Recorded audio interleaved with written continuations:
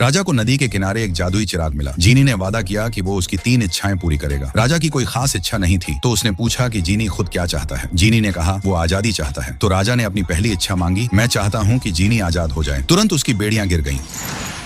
खुश होकर जीनी ने बाकी इच्छाओं के बारे में पूछा, लेकिन राजा को कुछ नहीं चाहिए था, इसलिए उसने अपनी दूसरी इच्छा भी जीनी को दे दी ताकि वो तीसरी इच्छा भी खुद पूरी कर सके। फिर उसने पूछा, अब वो अपनी आजादी के साथ क्या करना चाहता है। जीनी ने कहा, सच्चा प्यार। राजा हंस पड़ा और बोला, मेरे साथ महल चलो, वहाँ सुंदर औरतों की कोई कमी नहीं है। उसने उसका परिचय अपनी बेटी स्नो वाइट से और रानी रेजिना से कराया। एक ही पल में जीनी समझ गया, यही उसका प्यार है। जन्मदिन के भोज में राजा ने घोषणा की कि स्नो वाइट भगवान का दिया हुआ उपहार है। उसे देखकर उसे अपनी दिवंगत रानी की याद आती है और वही दुनिया की सबसे सुंदर महिला है। रानी रेजिना एक कोने में बैठी टूटे दिल के साथ वहां से चली गई। जीनी उसके पीछे गया। रानी सेब के पेड़ को देख रही थी और बोली, वो भी उसी की तरह है, हमेशा के लिए महल के पिंजरे में कैद। जीनी सब समझ गया। उसका दिल जीतने के लिए उसने उसे एक आईना दिया और कहा, तुम दुनिया की सबसे सुंदर महिला हो। अगले दिन